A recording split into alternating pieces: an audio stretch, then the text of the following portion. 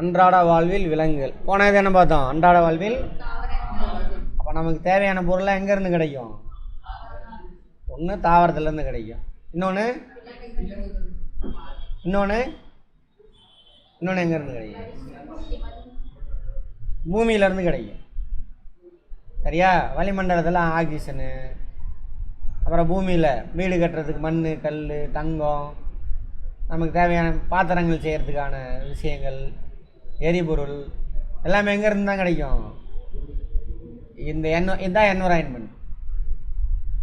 Geography sir இங்கே sir எல்லாம் இந்த என்விரான்மெண்ட்லேருந்து எடுத்து நம்ம பயன்படுத்துவோம். திரும்ப நம்ம பயன்படுத்தினே ஏதாவது காலியாகிருமா? நம்ம பயன்படுத்துறதுக்கு வேறு ஒரு பொருளாக மாறி என்விரான்மெண்ட்டுக்கு போயிடும்.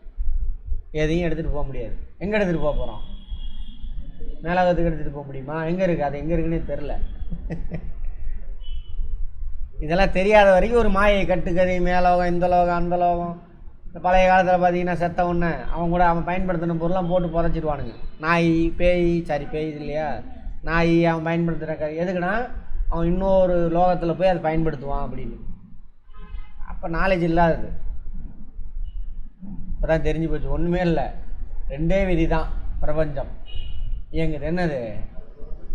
ரெண்டு பொருள். நான் இப்போ ரெண்டு விஷயம் சொல்ல, ரெண்டே விதி. பொருண்மை அழியா விதி, ஆற்றல் அழிவு. அந்த விதிப்படி இயங்கிட்டு இருக்கு. ஒரு பொருள் தான் இன்னொரு பொருளாக வரும். இந்த மண் சுற்றியில் உள்ள எல்லாம் சேர்ந்தது தான் நம்ம உடம்பு. திரும்ப அழிஞ்சோம்னா எங்கே போயிடும்? மண்ணுக்கு போயிடும். அவ்வளோ. ஆற்றல் இயங்குகிறோம் எல்லாம் அங்கேருந்து கிடைக்கும், சூரியன்லேருந்து கிடைச்சது தான் பிரபஞ்சத்தில். திரும்ப அங்கேயே ரிலீஸ் பண்ணிடுவோம். இப்படி தாங்க வாழ்க்கை. சரியா? இதை லைட்டாக பிடிச்சி இந்த கார்பரேட் சாமியாருங்க லைட்டாக அதை பிடிச்சி வச்சுக்கிட்டு அதில் கடவுள் அதை பண்ணார் இதை பண்ணான்னு சொல்லி சொன்னால் அதுக்கு பேர் ஆன்மீகன்றான். பணக்காரெலாம் கொண்டு போய் பணம் கொட்டுறான். முட்டா போயில் இந்த புக்கை ஒழுங்காக புரிஞ்சு படிச்சிருந்தாவே முடிஞ்சு போச்சு. வைஸ் பர்சனான்னு அர்த்தம். இதெல்லாம் புரிஞ்சவன் தான் வைஸ் பர்சன். சரியா? சரி. அன்றாட வாழ்வில் விலங்கு. அப்போ இதெல்லாம் என்ன பண்ணணும்? நம்ம இந்த என்விரான்மெண்ட்டை நம்ம வேஸ்ட் பண்ணாமல் கரெக்டாக பயன்படுத்தணும். கரெக்டா? அதானது சுற்றுச்சூழலை பாதுகாத்தல்னு பார்த்தோமா? வேஸ்ட் பண்ணணும் அல்லது டேமேஜ் பண்ணால் என்ன ஆகும்? நமக்கே அந்த பொருள் கிடைக்காம போயிடும். அப்போ என்விரான்மெண்ட் அழிஞ்சு போயிடும். நமக்கான உணவோ, உடையோ, இருப்பிடமோ, ஆக்சிஜனோ, தண்ணியோ கிடைக்காம போயிடும். அப்போ நம்மளும் அழிஞ்சு போயிடும், சந்தையினும் அழிஞ்சு போயிடுவாங்க. அப்போ இந்த என்விரான்மெண்ட்டை நம்ம ப்ராப்பராக என்ன பண்ணணும்? பயன்படுத்தி டேமேஜ் பண்ணாமல் நம்ம சந்தையினருக்கு விட்டுட்டு போனால் அதுக்கு பேர் தான் என்ன கான்செப்டு?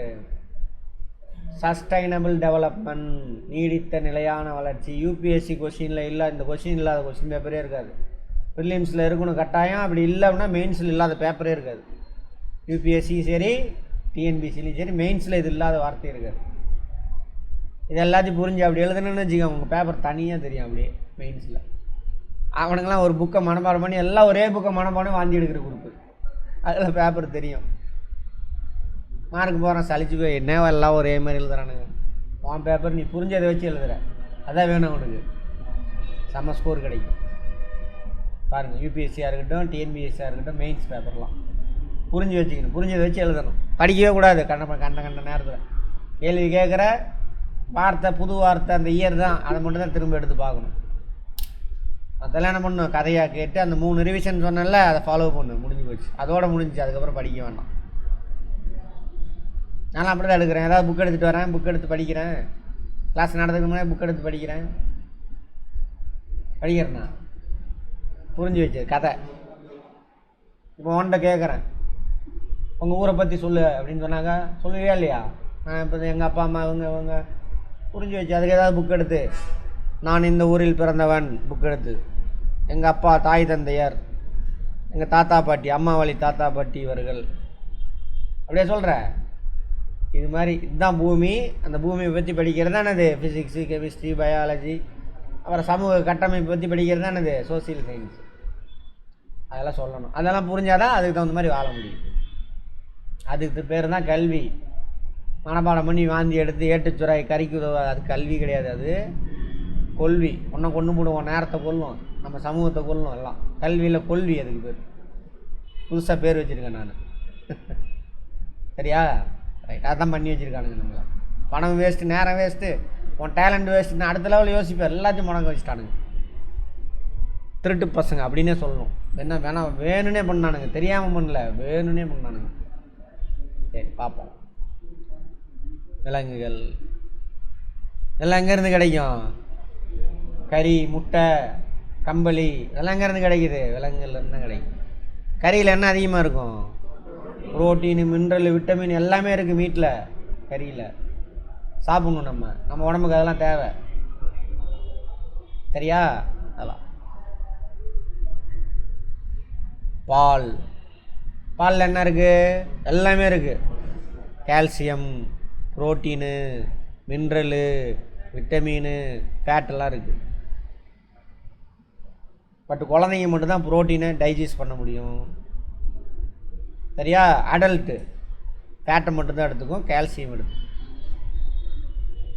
அதுதான் யூரோப்பியன்ஸ் பாலை அப்படியே குடிக்க மாட்டான், அவன் அறிவியல் பூர்வமாக தான் வாழ்கிறான். பாலில் உள்ள ஃபேட்டை மட்டும் பிரித்து எடுத்து ஃபேட்டை யூஸ் பண்ணிக்குவான். பால் குடிக்கிறது வேஸ்ட்டு. என்ன பண்ணுவானா, அந்த பாலை ஃபேட்டை பிரித்து எடுத்துகிட்டு அந்த பாலை கொண்டு போய் பண்ணிக்கு ஊற்றிடுவான். பண்ணி குடிச்சிட்டு அது வளர்ந்து கொழுக்கு முழுங்குன்னு வந்துடும். குளிர் பிரதேசமா? குளிர் பிரதேசம். ஃபேட் வேணும் அவனுக்கு. சயின்டிஃபிக்காக பன்னிக்கறி சாப்பிடுவான். உலகத்தில் அதிகமான மீட்டு எதுனா பன்னிக்கறி தானாம்மா அதிகமாக சாப்பிட்ற உணவு. கரண்ட் அஃபேரில் நியூஸில் வந்தது. அந்த மாதிரி அவன் சயின்டிஃபிக்காக வாழ்கிறான். நம்ம தண்டத்துக்கு அதை வாங்கி குடிச்சிக்கிட்டு இருக்கிறோம் பால். அதுலேருந்து ஃபேட் மட்டும் தான் நமக்கு கிடைக்கும். ஃபேட்டு நமக்கு தேவையா? இதே வெப்பமண்டலம் தேவையே இல்லை. தனியாக ஃபேட்டை எக்ஸ்ட்ரா சாப்பிட வேணாம். நம்ம சாப்பிட்ற அந்த அரிசி, பருப்பு அதில் உள்ள ஃபேட்டே போதும். சரியா? ஆமாம். பால் என்பது வெண்மையான ஒரு திரவம்.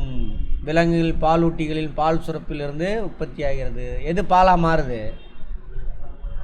ரத்தம் தான் பாலாக மாறும், தெரியும். குழந்தை பிறந்தோடனே அந்த குட்டிக்கு பாலூட்டிகளில் மட்டும்தான் அது நடக்கும். பிறந்த குட்டி, குழந்தைகள் முக்கியமான ஆதார ஊட்டச்சத்து எல்லாமே இருக்கும் அதில். ஆனால் குழந்தை மட்டும்தான் அது டைஜஸ்ட் பண்ண முடியும். அந்த புரோட்டீனை குழந்தை மட்டும்தான் டைஜஸ்ட் பண்ண முடியும் இல்லையா? அந்த என்சைம் பேர் என்ன?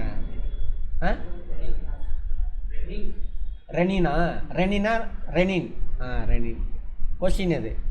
அதுதான் அந்த என்சைம் நம்ம உமிழ்நீரில் வராது. ஓகேவா? 2 ரெனின் இருக்குமே. ஒன்று கிட்னியில் உள்ள ரெனின், இது ஒரு ரெனின். 2 வித்தியாசம் பார்த்துக்கோங்க. பால் கருதப்படுகிறது. இதனை நாம் அன்றாட வாழ்வில் பயன்படுத்துகிறோம். நாம் பயன்படுத்தும் பொழுது பாலானது பசு, எருமை மாடுகள், ஆடுகள்லேருந்து கிடைக்கும். இதில் எருமை மாட்டு பால் ரொம்ப சூப்பரான பால். சரியா? நல்லது. எல்லாம் இன்னும் அதை மிக்ஸ் பண்ணலை, கலப்படம் பண்ணலை, ஜீன்லாம் மிக்ஸ் பண்ணலை. நம்ம இயற்கையாக அப்படியே இருக்குது எருமை மாடு. அதை அழிக்கிறதுக்கு எல்லா வேலையும் பண்ணிகிட்டு இருக்கிறாங்க. தமிழர்களுக்கு எருமைக்கு தொடர்பு இருக்குது. ரொம்ப பலமான இடத்துல தான் எருமை இருக்கும். சங்ககால இலக்கியங்களில் பார்ப்போம். எதெல்லாம் தமிழர்களோட நல்ல ஆமை, எருமை, காளை இதெல்லாம் அழிக்கிறதுக்கு எல்லா வேலையும் பண்ணிக்கிட்டே இருக்கானுங்க இன்னும். அப்புறம் அந்த நூல்கள்லாம் இருந்துச்சு இல்லை, அறநூல்கள் என்ன அன்றைக்கி போய் எரிக்கிறானுங்க. ஆடிப்பெருக்கு அன்றைக்கி போய் ஆற்றுல விடணுமாம்மா தமிழ். அப்போ எவ்வளோ நூலை எரிச்சிருப்பானுங்க. எத்தனை ஆடி மாதம் வந்துருக்கும், எத்தனை வருஷம் ஆயிடுச்சு? 2000 வருஷம் இல்லை, 1500 வச்சுக்கோம். 1500 வருஷம், 1500 ஆடி கொண்டு வந்திருக்கோம். ஆடிப்பெருக்கு எல்லாம் எத்தனை குடும்பம் எடுத்து போய் எரிச்சிருப்பாங்க. அப்போ எவ்வளோ நூல்கள் போயிருக்கும் பார்த்துக்கோங்க.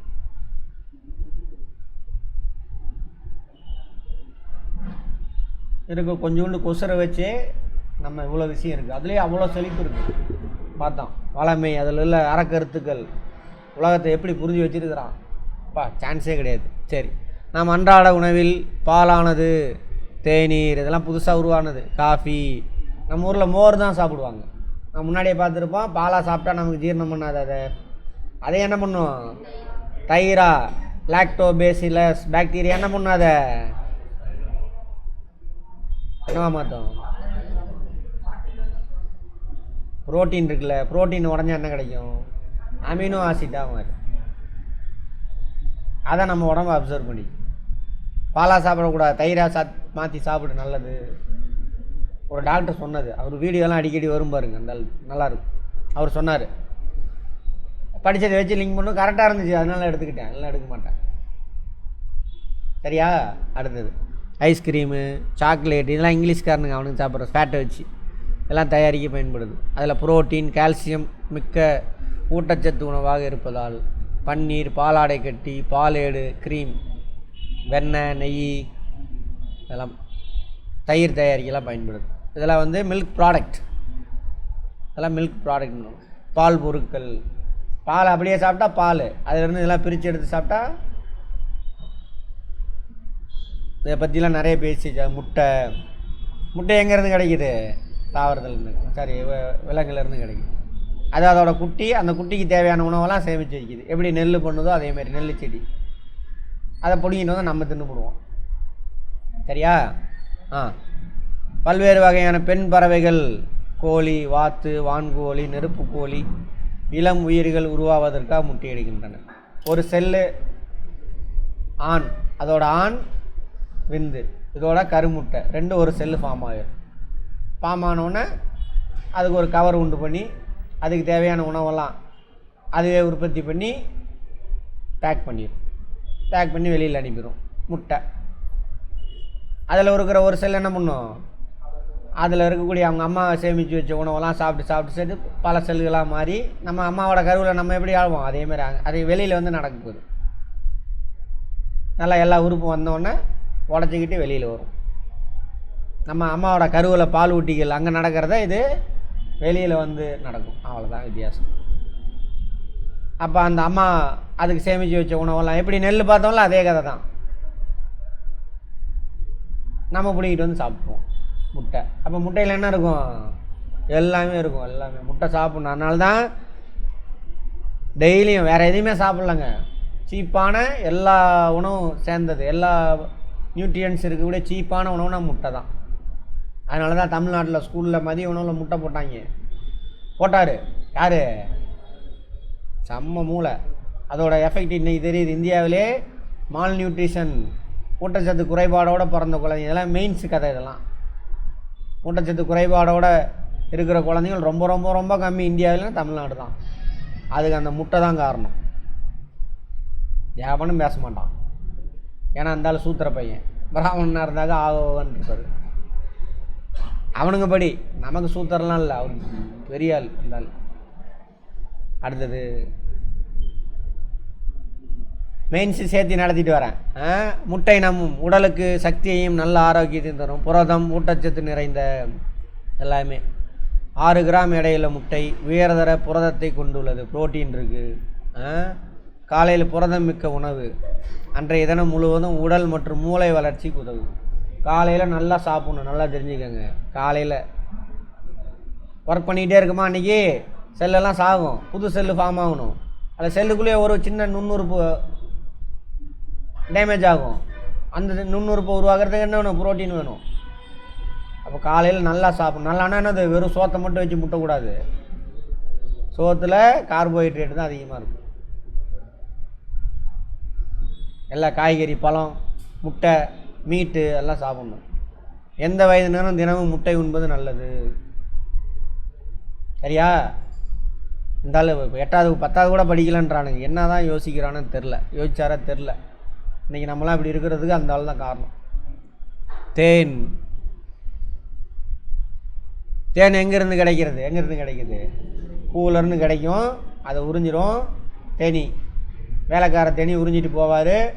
உறிஞ்சி அதை சாப்பிட்றோம். டைஜஷன் பண்ணி அதோட உடம்புல உள்ள ஒரு அமிலத்தோடு சேர்த்து வெளியிடும். அதோட கழிவு தான் தேன்.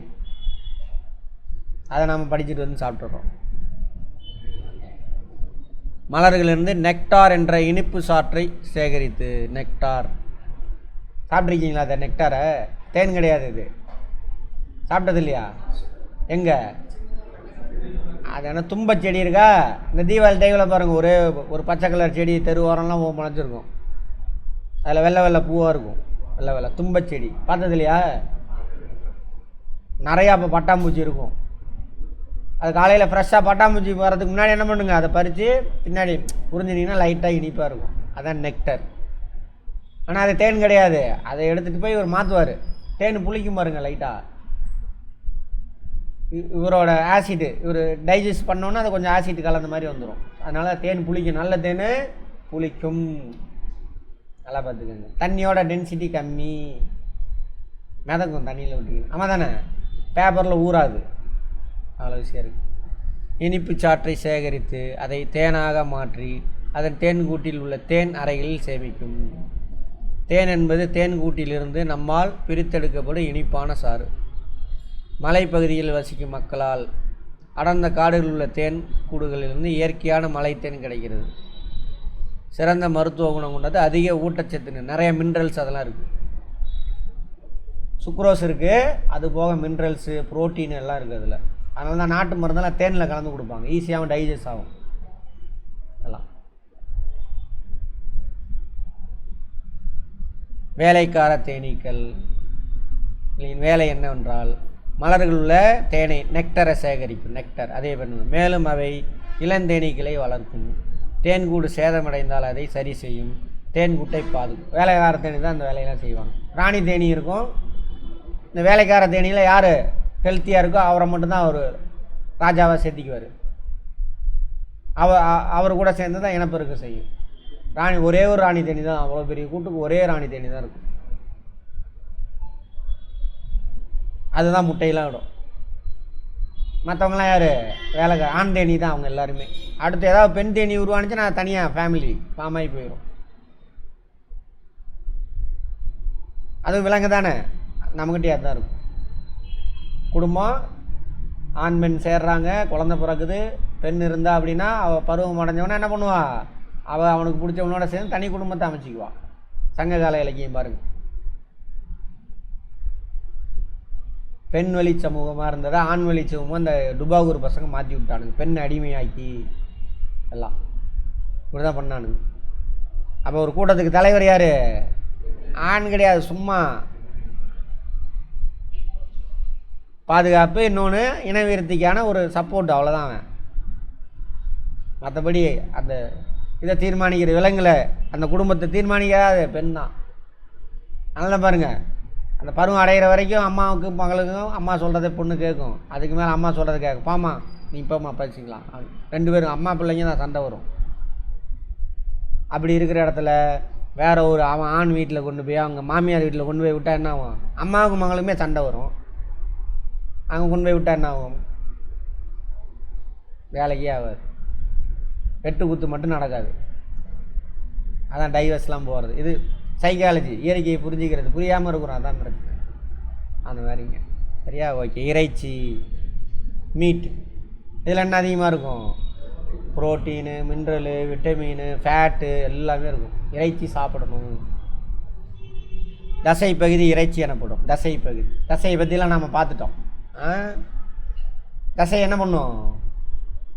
முக்கியமான வேலை சுருங்கி விரியும், அதான் அதோட வேலை. ரைட். அடுத்தது, இதனைத்தான் நாம் இறைச்சியாக உண்கிறோம். இந்த அறிவியலை படிச்சுட்டு புரிஞ்சுக்கிட்டு நீங்கள் டேரெக்டாக டெலிபரேட்டாக போய் குடும்பத்தெல்லாம் பிரச்சனை பண்ணக்கூடாது. சரியா? சாப்பிட்டா கொஞ்சம் கொஞ்சமாக தான் மாறணும். அவரெல்லாம் பிரச்சனை தான் வரும். கடைசியில் ஏண்டை சேர்ந்து வந்துடுவாங்க. பார்த்து. பெரும்பாலும் இறைச்சி என்பது எலும்பு தசையும் அதில் உள்ள கொழுப்பையும் குறிக்கும். எலும்பு தசைகள் உள்ளே இருக்குல்ல, குடல் அதெல்லாம் இல்லைன்றாங்க மெயினாக. மனிதர்கள் சிலர் கோழி, ஆடு, முயல், பன்றி, வெள்ளாடு, ஒட்டகம், எருமை, மீன், நண்டு, இறால் எல்லாத்தையும் சாப்பிட்றோம். அந்தந்த ஊரில் என்ன கிடைக்குதோ விலங்கு சாப்பிட்றோம். இறைச்சியில் என்ன அதிகமாக இருக்கும்? புரோட்டீன். மண்புழு இறைச்சி தான். ஐயோ மண்புழு திங்கிறான். ஆமாம், அது ஒரு விஷயமே இல்லை. அது இறைச்சி இருக்குது, சாப்பிட்றோம். மண்புழு, அந்த மரத்தில் இருக்கிற புழு அதெல்லாம் இருக்குல்ல, அதெல்லாம். இறைச்சியில் ஊட்டச்சத்து அதிகம். ஊட்டச்சத்துனா அது புரோட்டீனு, ஃபேட்டு, மினரலு, விட்டமின். ஊட்டச்சத்துனா அதெல்லாம் சேர்ந்தது. மேலும் கோழி இறைச்சி பெருமளை மனிதர்கள் பல பயன்படுத்துவார். அதனை வணிக ரீதியாக கோழி பண்ணை அமைத்து கோழிகளை உருவாங்க. ஆர்டிஃபிஷியலாக அந்த பிராய்லர் கோழி வளர்னா நிறைய பேத்துக்கு இறைச்சியே கிடைக்காது. சரியா? அப்படியே இறைச்சியே கிடைக்கலாம், அவன் கோழி வளர்த்துக்கிட்டா தான் உண்டு. நாட்டுக்கோழியை கடையில் போய் வாங்கினாக்கா இப்போ இருக்கிற விலைக்கு 10,000 ரூபா இருக்கும் ஒரு கிலோ கோழிக்கறி.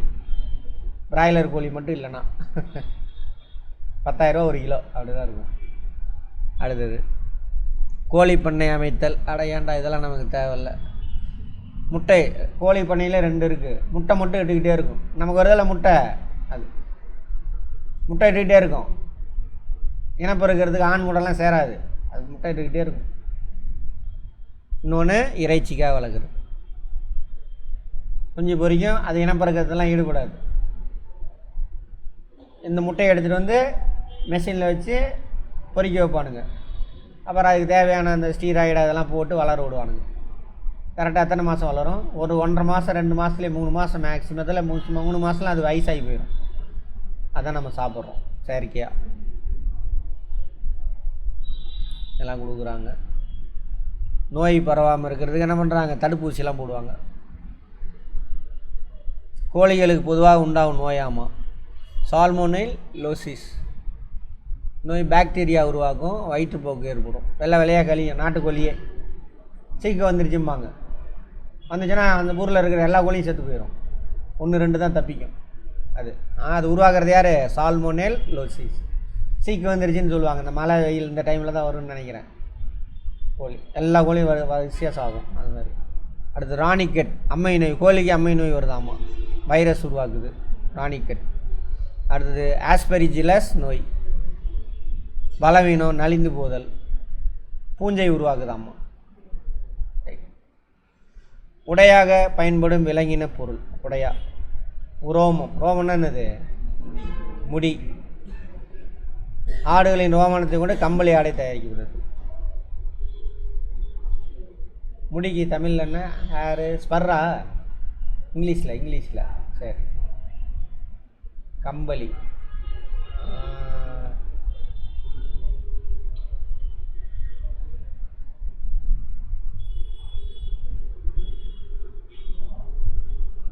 ஹேர், அதோட ஹேர். உள்ளன், அதான் உள்ளனாக மாறுது, கம்பளியாக மாறுது. உள்ளன் க்ளோத்ஸ். போர்வை இதெல்லாம் தயாரிக்கிறாங்களா? தலைமுக்காடு. தலைமுக்காடு பேர் என்ன நமக்கு தெரிஞ்சு? தலைமுக்காடு பேர் என்ன? யார் சொல்லிங்கன்னு பார்ப்போம். கேப்பா, அது தொப்பி. ஸ்கார்ப்பு. ஸ்கார்ப் வந்து இங்கே கட்டுறது. அது வேறு என்னது? சால்வை ஒன்று பயன்படுத்தலைன்னா அது வேணுங்க. தலைக்கு போடுற குள்ளான்னு ஒன்று சால்வை பயன்படுத்துவாங்களே, அது மப்ளர் இருக்குல்ல, அதான் தலைமுக்காடுன்னு. ஏன்னா காது வழியாக தான் அதிகமாக என்ன ஆகும்? வெப்பம் போகும், அதனால் பொத்திக்குவாங்க. குளிர்னா என்ன அர்த்தம்? வெப்பம் வெளியே போகுதுன்னு அர்த்தம். சரியா? சயின்டிஃபிக்காக யூஸ் பண்ணுங்கள் எல்லாத்தையும். அதுக்கு தான் வெப்பம் வெளியில் போகக்கூடாதுன்னு மூடி வச்சுக்கிறோம். கம்பளி வந்து என்ன பண்ணும்? குறை கடத்தி, வெப்பத்தை அவ்வளோ சீக்கிரம் கடத்தாது. அதனால தான் கம்பளி யூஸ் பண்ணுறோம். நம்ம தலையில் கூட முடி இருக்கிறதுக்கு அதுக்கு தான். அது குறை வெப்ப கடத்தி, வெப்பத்தை கடத்தாது. ஏன்னா மூளை நம்ம உடம்புலையே அதிகமான எனர்ஜி தேவைப்படக்கூடிய இடம் எது? மூளை. கம்ப்யூட்டரில் CPU இருக்குல்ல, அது மாதிரி. அப்போ சடனாக மூளை கூலாச்சுன்னா என்ன ஆகும்? மூளை செத்து போயிடும். ஸோ கூல் ஆகக்கூடாது, அதுக்கு தான் முடி வச்சுருக்கான். இயற்கை முடி வச்சுருக்கானா? யார் வச்சது? அதுவாக உருவாக்கி. அடாப்டேஷன்னா என்ன அர்த்தம்? தகவமைப்பு. சூழ்நிலைக்கு தகுந்த மாதிரி தன்னை மாற்றிக்கிறது. தேவைக்கு தகுந்த மாதிரி உறுப்புகள்லாம் உருவாகிடும். தேவையில்லைன்னா அந்த உறுப்பு கட்டாயிரும். நம்மவா? ரைட். இதே போல் குதிரையின் ரோமம் ஓவியம் தீட்டும் தூரிகையை உருவாக்க பயன்படுதாம். தூரிகை என்னது? தமிழ் வார்த்தை நோட் பண்ணிக்கோங்க. ப்ரஷ்ஷு. தூரிகை தமிழ் வார்த்தை. குதிரையோட ரோமத்தை பயன்படும். அந்த ப்ரஷ் இருக்குல்ல, முடி, அது அப்போலாம். இப்போ எல்லாம் பிளாஸ்டிக்லாம் வந்துருச்சு. அந்த மாதிரி. அதன் தோலும் வெதுவெதுப்பான மற்றும் நவீன ஆடைகள் தயாரிக்கிறது. ஜெர்கின் இதெல்லாம் இருக்குல்ல, தயாரிக்கிறது. லெதர் கோட்டு, மலைக்கு பாதுகாக்கிறது, அந்த மாதிரிலாம். விலங்கு இலைகள், விலங்குலேருந்து கிடைக்கக்கூடிய முடிய இலை தானே ஃபைபர். பஞ்சு, சணல், கம்பளி, பட்டு போன்ற நார்கள் இயற்கை இலைகள் ஆகும். இதில் கம்பளியும் பட்டு என்னது? விலங்கு இலைகள். பஞ்சும் சணலும் தாவர இலைகள். முன்னாடி பார்த்துட்டோம். தாவரத்துலேருந்து கிடைக்கும் ஃபைபர் இங்கிலீஷில். விலங்கு இலைகளுக்கு எடுத்துக்காட்டு. இவை துணிகள் நெய்யவும். கம்பளி என்பது ஆடு மென் ரோம கற்றையிலிருந்து எடுக்கப்படும் இலையா கம்பளி, உள்ளன். இதை தவிர முயல், யாக்குனா பனி பிரதேசம், இமயமலை மாதிரி இடத்துல வாழக்கூடிய எருமை. அது உடம்பு ஃபுல்லாக குளிர் தானே, உடம்பு ஃபுல்லாக முடி இருக்கும். எதுக்கு உடம்பு ஃபுல்லாக முடி உருவாகுது? அடாப்டேஷன். அதோட உடம்புலேருந்து வெப்பம் இழக்கக்கூடாது, அதுக்காக தான்.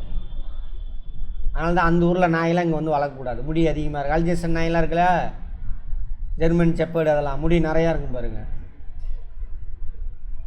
பாவம் அதெல்லாம். இங்கே வெப்ப பிரதேசத்தில் கொண்டு வந்து விட்ட முடி அதிகமாக இருக்கும், வாழ முடியாது. அதனால் நாக்கு எப்பாட்டெலாம் தொங்க போட்டுட்டு அது ஏசி இருந்தால் உள்ளே போய் படுத்துக்கும்.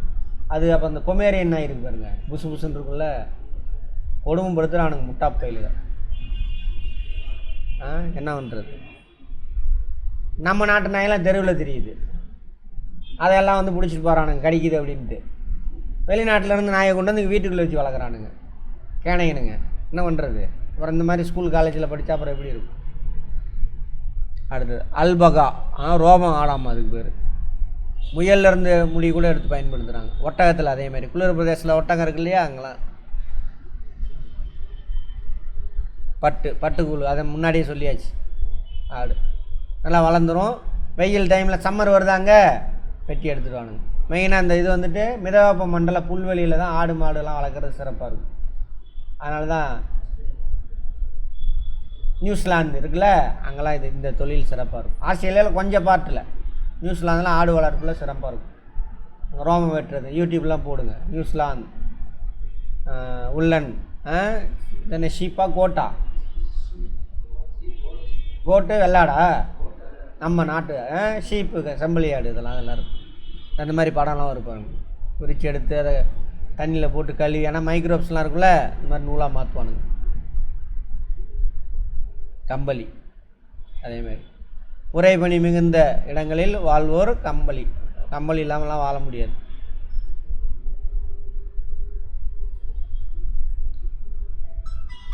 ஷியரிங்னா கத்தரித்தல், தரம் பிரித்தல், அதெல்லாம் சும்மா அதெல்லாம் நீங்களே படிச்சுக்கோங்க. கம்பளியோட பயன்கள், கோட்டு கீட்டு இதெல்லாம் நிறையா தயாரிக்கிறாங்க. சொட்டரு, ஆடைகள், விளையாட்டு வீரர்கள் அணியும் ஆடைகள், இதெல்லாம் தயாரிக்கிறாங்க. அதேமாதிரி போர்வையாக பயன்படுத்துகிறாங்க. இறைச்சலை உறிஞ்சி விரிப்புகள், இறைச்சலை உறிஞ்சி விரிப்புகள் எங்கே பார்த்துருக்கீங்க? எல்லாருமே பார்த்துருப்பீங்க. யார் சொல்கிறீங்கன்னு பார்ப்போம்.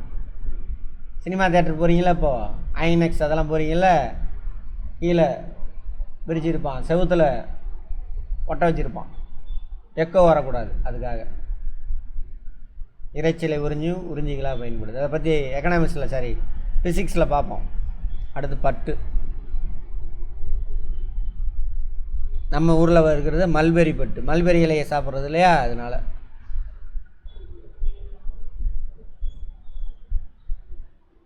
நான்கு வளர்ச்சி நிலைக்கு போகும்.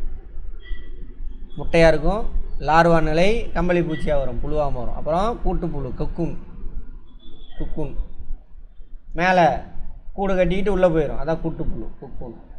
அந்த மேலே கூடு கட்டத்தில் அதோட வாயிலிருந்து வரக்கூடிய அந்த ஃபைபரு, அதை தான் நம்ம எடுத்து நூலாக மாற்றி துணியாக நெஞ்சிக்கிறோம். அப்புறம் பட்டுப்பூச்சி.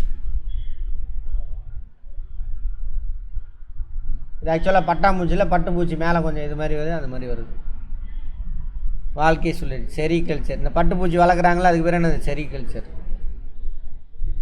பெண் பட்டுப்பூச்சி 500 முட்டை விடுமா ஒரு பெண் பட்டுப்பூச்சி. அதெல்லாம் தேவையில்ல, விட்டுருங்க, ஓவர். பட்டின் சிறப்பம்சம், கவர்ச்சியாக இருக்கும், மென்மையாக இருக்கும், அணிவதற்கு வசதி, சாயம் ஏற்றலாம் ஈஸியாக, கலரிங் கொடுக்கலாம். இயற்கை இலையில் பட்டு இலை தான் வலிமையானதாமா. இயற்கை இலையில் சணல், பருத்தி இதெல்லாம் பார்க்குறோம்ல, அதோட பட்டு இலை தான் ஸ்ட்ராங். அதுதான் அந்த காலத்தில் ஸ்ட்ராங்கான கயிறு தயாரிக்கணும்னா பட்டு இலை தான் பயன்படுத்துவாங்க. சரியா? அடுத்தது பட்டின் பயன்கள். நவீன உடைகள், அது திரைசீலைனா ஸ்க்ரீனு, இந்த மாதிரி நிறையா இதுக்கு யூஸ் பண்ணுறாங்க. கம்பளம் கீழே பட்டு கம்பளம் விரிக்கிறது, அதெல்லாம். 2வது இடத்தை பெறுவது இந்தியா. முதல் இடம் யாராக இருப்பானுங்க? சீனா. அங்கே தான் பட்டு முதல்ல உற்பத்தி ஆகுது. வரலாறுலையும் அதை பற்றிலாம் பார்ப்போம். நம்ம தமிழ்நாட்டில் ஃபேமஸான இடம் காஞ்சிபுரம், திரும்புரம், ஆரணி, சேலமே ஃபேமஸ் தான். ஆனால் இவங்க இங்கெல்லாம் ரொம்ப அந்த புவிசார் குறியீடு வாங்கின இடம் இதெல்லாம். திருபுவனம், காஞ்சிபுரம், ஆரணி, இங்கெல்லாம்.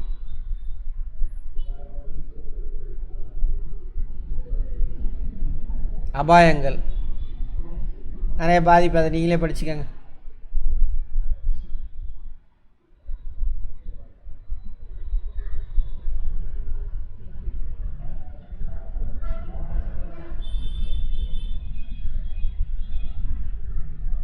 பேசிலஸ் ஆந்த்ராசிஸ் பார்த்தோம் இல்லையா, ஆந்த்ராக்ஸ் நோய் உருவாகும். அந்த பாக்டீரியா பேசிலஸ் ஆந்த்ராக்ஸ் பாக்டீரியானால் பாதிக்கப்பட்ட விலங்கு இருக்கு இல்லையா, அதிலிருந்து அந்த தோலை அதோட தோல் ரோமங்களை பயன்படுத்தும் பொழுது அது மூலிமா என்ன ஆகும், மனிதனுக்கு பரவும் ஆந்த்ராக்ஸ்.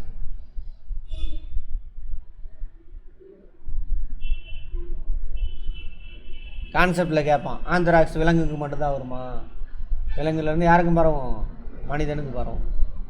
ஆந்த்ராக்ஸ் நோயை பரப்பக்கூடிய ஒரு பாக்டீரியா யார், பேசிலஸ் ஆந்த்ராக்ஸ். பேசிலஸ்ன்ற வார்த்தை நிறைய இடத்துல வந்துருக்கு பாருங்க. பேரினத்து பேர், இது சிற்றினத்தோட பேர். சிகிச்சை பெனிசிலின் யூஸ் பண்ணலாம், சிப்ரோலோக்சாசின் அது மாதிரி சித்த மருந்து மூலயமா குணப்படுத்தலாமா, ஆளை விட்டுறங்க தேவையில்ல.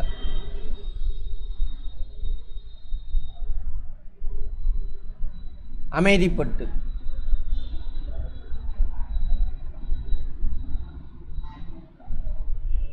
அந்த புழு இருக்கு இல்லையா, கொக்கூன், அதை எடுத்து அப்படியே சுடுதண்ணியில் போடுவாங்க. அதுலேருந்து ஒரு நூலை பிடிச்சி சுற்றுவாங்க, அப்படியே நூல் பிரிஞ்சிகிட்டே வரும். சுடுதண்ணியில் போட்டான்னா அந்த புழு செத்து போயிடும், கூட்டு புழு செத்து போயிடும்.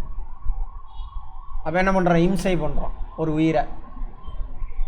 அப்போ அகிம்சை புழு. அகிம்சைன்னா அர்த்தம் இம்சை இல்லாமல் தயாரிக்கிறது, அது அகிம்சை பட்டு. புழுவை கொல்லாமல் என்ன பண்ணுறானுங்க பார்ப்போம்.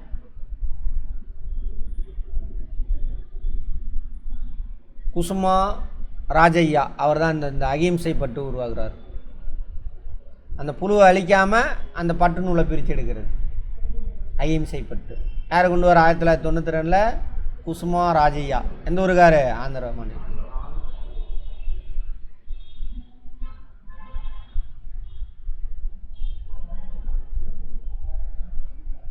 கூட்டுப்புழு வெளியேறினதுக்கப்புறம் அந்த எனக்கு அந்த கூட்டுப்புழு வெளியேறும் பொழுது முத்திரும் அந்த மேலே உள்ளது. ஸோ அதை நூலாக நீட்டுறது கஷ்டம் அப்படின்னு நினச்சிட்டு இருந்தாங்க. இல்லை, அதையும் நூலாக நம்ம என்ன பண்ணலாம், பிரிக்கலாம் அப்படின்ற மாதிரி சொல்கிறார். விலங்குகளை பாதுகாத்தல். உணவுக்காக பயன்படும் விலங்குகள் எல்லாம் நடக்குதா, உடைக்காக பயன்படும் விலங்குகள். அகிம்சைப்பட்டு. கோழி வளர்ப்பு, போல்ட்ரி. கோழி வளர்ப்புக்கு பேர் என்னது, போல்ட்ரி. பட்டுப்புழு வளர்ப்புக்கு பேர் செரிகல்ச்சர். பாடம் முடிஞ்சா. விலங்குகள் இனப்பெருக்கத்தை ஆய்வு செய்தல் மற்றும் அவற்றை பராமரிப்பு பற்றி படிக்கும் பிறகு பேர் என்னது, அனிமல் ஹஸ்பண்ட்ரி. அதனால தான் இதிலே சொல்லியிருப்பார், டிபிஎஸ்பியிலே கால்நடை இதெல்லாம் பராமரிக்கணும் நம்ம அப்படின்னு அரசிற்கான வழிகாட்டு நெறிமுறையில் ஒரு பாயிண்ட்டு. அது காந்தியடிகள் சொன்னது. டிபிஎஸ்பி சிவிக்ஸில் பார்த்துருப்போம்.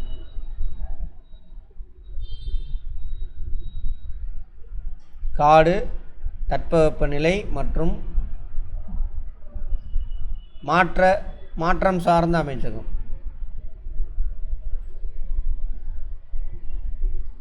இவங்க தான் என்ன பண்ணுறாங்க, விலங்குகளை துன்புறுத்துவதிலிருந்து பாதுகாக்க 1960 4 புதிய சட்டங்களை உருவாக்குறாங்க. அவற்றுள் வீட்டில் நாய் வளர்ப்பவர்கள், விலங்குகளை சந்தையில் விற்பனை செய்பவர்கள், செல்லப்பிராணிகள், மீன் வளர்ப்பவர்கள் போன்றவர்களுக்கு உருவாக்கியது.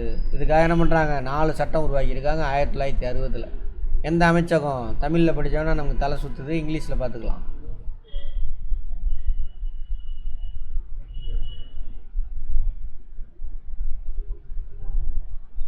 Ministry of environment, forestry and climate change. இங்கே பாருங்கள், இதை படித்தோம்னா நம்ம தான் வெப்பநிலையாமல் தட்பவெப்பநிலை மற்றும் மாற்ற அப்படின்னு போட்டான். தட்பவெப்பநிலை மாற்றம்னு சொல்லணும், அல்லது காலநிலை மாற்றம் சரியான வார்த்தை. எப்படி டிரான்ஸ்லேட் பண்ணியிருக்கு பாருங்கள், கூகுள் பண்ணியிருக்கு. அதான் பிரச்சனை. அவங்க 1960 ministry of environment, forest and climate change. Climate மாற்றம் அடையுது, அது நிறைய ஸ்டெப் எடுக்கணும். அந்த கிளைமேட் சேஞ்சுக்கும் நல்லா ஸ்டெப் எடுக்கக்கூடிய நாடுகளில் தமிழ்நாடு ஒன்றா இருக்குது. உலக அளவில் நியூஸில் வந்துருக்கு பாருங்கள். விலங்குகளை பாதுகாப்பு.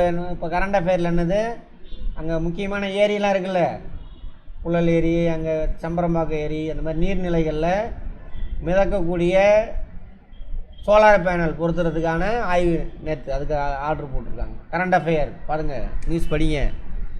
நியூஸ் பேப்பர் படிக்க ஆரம்பிச்சிட்டிங்களா? 1 மணி நேரம் 2 மணி நேரம் ஃபஸ்ட்டு ஸ்டார்டிங் ஸ்டேஜில் லைப்ரரியில் உட்காந்து எல்லாத்தையும் புரிஞ்சிக்கணும். எல்லா சப்ஜெக்ட்டும் முடித்தவங்க இப்போ போனீங்கன்னா புரியாது. அப்புறம் போய் படிங்க, அதை புரிஞ்சிக்க ட்ரை பண்ணுங்கள். அவ்வளோதான் கரண்ட் அஃபேர். ஃபஸ்ட்டு ஒரு 2-3 மணி நேரம் ஆகும். ஒவ்வொரு டாப்பிக்கை முழுமையாக படிச்சுட்டு வாங்க.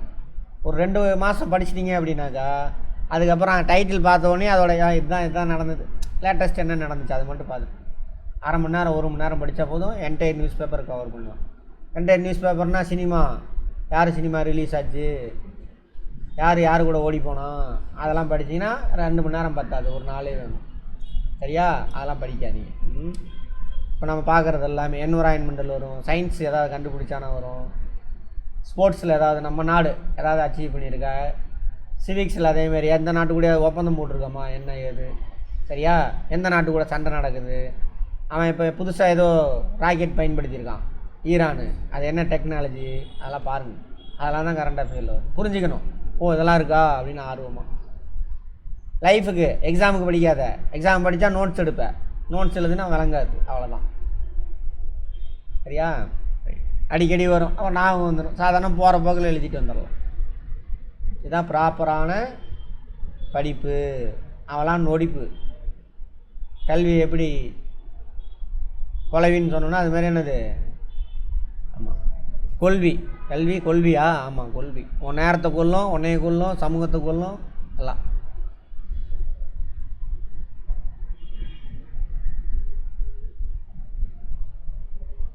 தினசரி கால்நடையிலேருந்து நமக்கு கிடைக்கும் முக்கியமான பொருள் ரெண்டுமே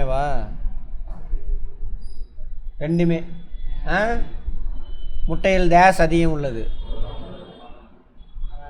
எல்லாமே இருக்குது. வெள்ளாடு மற்றும் செம்பரி ஆடுகளில் எந்த பாகம் ஆடைகள் தயாரிக்கப்படுகிறது? ஹேர், உல். பட்டுப்பூச்சிகளை வளர்ப்பதும் பட்டு இலைகளை உருவாக்குவதும் இவ்வாறு அழைக்கப்படுகிறது. அக்ரிகல்ச்சர் விவசாயம், ஹார்டிகல்ச்சர் தோட்டக்கலை, காய்கறி பழங்கள்லாம் இருக்குல்ல அது சம்மந்தமானது. ஃப்ளோரிகல்ச்சர் ஃப்ளோரி அப்படி பூ பூ வளர். பிரித்தெடுப்பவரின் நோய் என்று அழைக்கப்படுகிறது. ஆந்த்ராக்ஸ், அந்த ரோமத்தை பிரித்து எடுக்கும் பொழுது. புரதம் மற்றும் டேஸ் பாலில் அதிகம் உள்ளது. கால்சியம். தேன்கூட்டிலிருந்து டேஸ் எடுக்கப்படுகிறது. தேன். ஆந்த்ராக்ஸ் நோயை உண்டாக்குகிறது. Days bacillus anthrax. எதில் உண்டாக்கும்? விலங்குகளில். இயற்கை இலைகளிலேயே வலிமையான இலை பட்டு. அமைதிப்பட்டு டேஸ் ஆண்டு உருவாக்கப்பட்டது. 92. எந்த ஊருக்காரு? ஆந்திராக்காரு. என்ன அப்பா ஐயா? ஒரு ஐயா வரும், பார்த்துக்கங்க சரியா தவறா. இயற்கையின் மிக பெரிய கொடை விலங்குகள். கரெக்டா? ஆமாம். குதிரையின் ரோமம் ஓவியம் தீட்டும் தூரிகையில் பயன்படுகிறது. பட்டுப்பூச்சி கம்பளி இலைகளை தருகிறது. பட்டு இலைகளை தரும். கம்பளி இலை தரது யார்?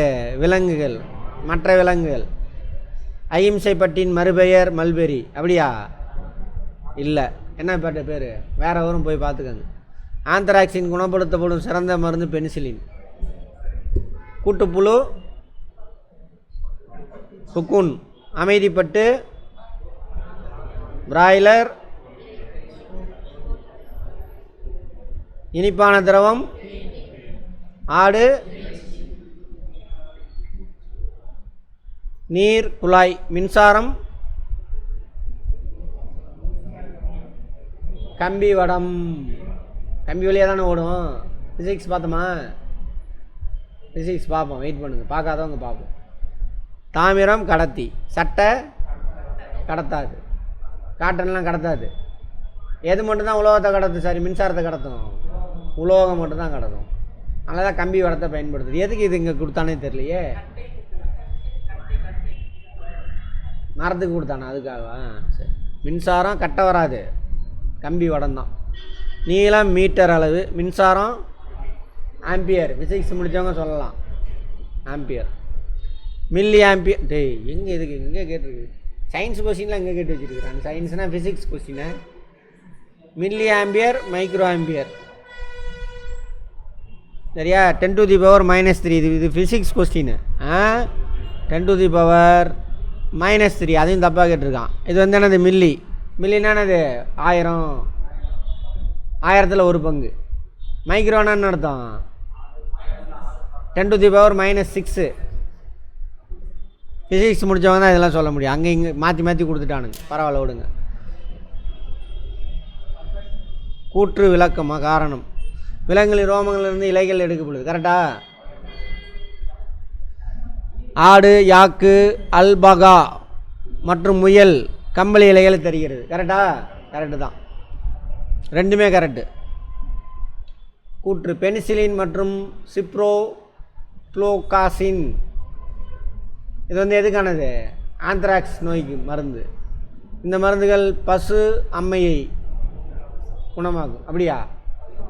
ஆந்த்ராக்ஸ் பசு அம்மை அது இல்லை, ஆந்த்ராக்ஸை குணப்படுத்தும். அவ்வளோதான்.